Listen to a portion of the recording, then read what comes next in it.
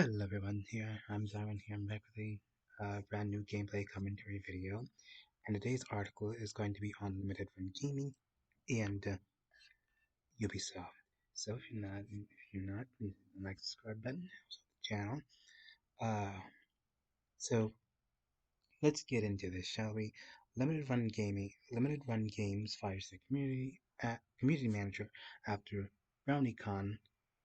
Yes, you heard that right, BrownieCon. If y'all don't know, BrownieCon is someone who's into My Little Pony. Ugh. Founder draws outright from her history of tweets on transgender ideology and also being conservative. Uh,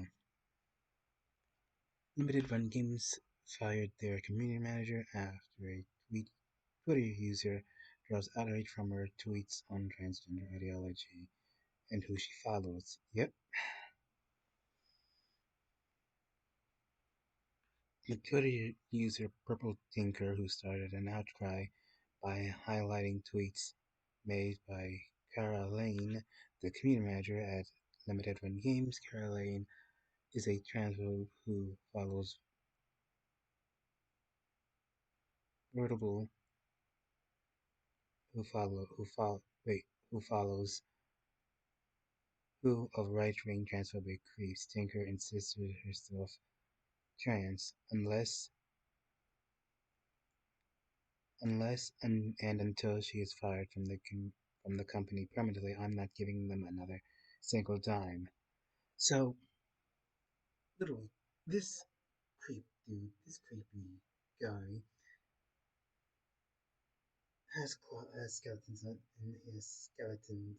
in his closet. I mean, really skeletons in his closet. And one of them is that he apparently tried to kidnap someone at one of these My Little Pony conventions. And this person has the audacity to fire someone. I mean, come on, dude. You're you're just a piece of crap. Uh, I will have the screenshots in the video as well. Uh, Across multiple screenshots, including one showing she has been cancelled over 1,000 in pre-orders. Uh, Tinker highlighted lanes in regards regarding the transgender people using Wayback Machine to archive inclusive Wayne starting in 2016. If you think the hashtag of trans crying about using bathrooms is higher than the pervs using the excuses, well, you're what's wrong with this world. Yeah,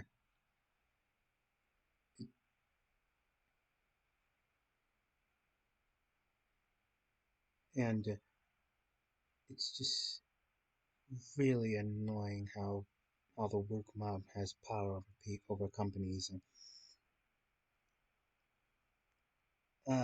And the article continues a 2019 conservation conversation was also highlighted between randomly discussing Neil Bone's interview with Jessica Yavin, a transgender person who drew outcry after being refused vaccine treatment, taking with Adelia Lilith about about it. The letter admitted that they initially had a knee-jerk reaction and realized that some of their thoughts were on Yavin. That's true. Adelia admitted that there was things that men and women can't say to me. It's it is problematic. I just worry it will feed into all trans women are predatory. And no, they're not. But there are people in that who are who shouldn't be in that. Let's put it that way. Though it seems that in this case, Jessica was definitely not innocent as she makes herself to be. I truly believe not all trans have the intention, but that but the sad thing is that in ages of media will take advantage of what they can do to obtain and what they want and still looking like the victim. Yep, Hmm. Initially, thinkers seemed to focus on lanes following Twitter, individuals who either had a history of being critical of transgender matters, such as the age a child about the as the age of a child is taught about, or having a switching genders, to those who may have just been such comments once. These included Twitter users of flips of TikTok, political commentators such as Blair White and Ian Miles, and Jayon Glenn Beck and Ariel Zacarla and actress Gina Carano. And I believe one of these guys, Blair White or Ian Miles, is gay. Go figure. Uh,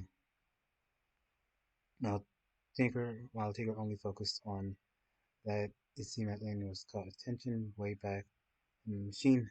Her tweets have been archived over 10,000 times. Jeez. Although it should be noted that this includes duplicates. Over 8 hours, Tinker's initial tweets revealed that they had fired Lynn. This is their thing. So limited run games respect all personal opinions. However, we remain committed in supporting an inclusive culture. Upon investigating the situation, employee the employee was terminated. Our goal is the company. No, you're not. Is to foster a positive and safe environment. No, you're not. Hey, that's a BS PR move. Let's dissect this, shall we? Limited run games respect all personal opinions. No, you don't. However, we remain committed to supporting an inclusive culture. Nope. So respecting opinions is to respect people's opinions and not fire them. However, we remain committed to supporting an inclusive culture. And upon investigations, yeah, this is just bull crap. I mean, just it. Oh my gosh. But yeah, this is just a mess. And apparently, not only that, but Limited Run Gaming's did have some hot waters, also having a history of not fulfilling the people who want to cancel their orders, and they're bleeding right now. But hey, what do I know, right? Also, these articles will be down below as well. So next thing is on Ubisoft. Ubisoft Skull and Bones again canceled three unannounced projects while revealing the company is facing major challenges. That's interesting. Ubisoft has delayed as always, Skull and Bones, and canceled three unannounced projects as recent launches have been underperformed. In the financial update of January, Ubisoft explained that their plans to strengthen its strategic focus on biggest brands in their live service with a new set of measures, stimulating long-term growth and values and creation prospect. They also provided an update on their 2022 and 2023 financial targets, introducing their targets for 2023 and 2024. While praising their portfolio of IPs, revenues from live service games, Ubisoft admitted they're facing major challenges.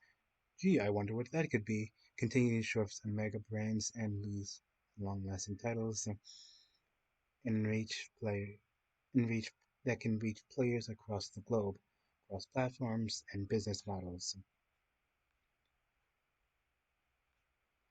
Uh, Further, Ubisoft has noted that their games from this investment phase that's not launched and revealed recent launches have not performed as well. The economy was always blamed as the trend through the holiday season, particularly last week of December, beginning in January, markedly surprisingly slower than expected. The overall context that triggered full review of our revenue prospects, leading into increased cautiousness over the coming years. Ubisoft stated that then they noted, considering this mind that the suffering Additional investments has resulted in lockdowns and new work patterns have been performed an impact on production across the industry. Over 3 years past, Ubisoft announced today of set measures dedicated to strengthen its long-term growth and value and creation prospect. Well, if these major companies are dealing with microtransactions and loot boxes and actually make games that are not broken, then they'll be in a better position. Uh, Three major points that they unveiled by Ubisoft all seems to focus on less titles overall, but more focus on the remaining over the remains. The first beginning to ensure that all energy is focused on building our brands, live service, and most powerful within the industry. As a consequence, we have decided to cancel three unnamed projects on top of the four already announced in July 2022. The second was uh, to generate around 500 million euros in the capitalized of R&D, which is 541 million USD, and considering upcoming premium free-to-play games and newly canceled titles. The third one was to adapt our organization to a more challenging market with an expanding to reduction on non-viable costs in more than 200 million uh, euros, 260 million USD over the next 2 years. The latter would be a restructure, divesting non-core assets and natural iteration. The CEO were the CEO and co-founder Yavis Galmat admitted that Ubisoft was clearly disappointed in our recent performance, yet surprised that Mario plus Rabbids sparked of hope and Just Dance 2 was underperforming. Nonetheless, Killmat insisted that the industry's long-term products remain promising, as I am convinced Ubisoft is still passionate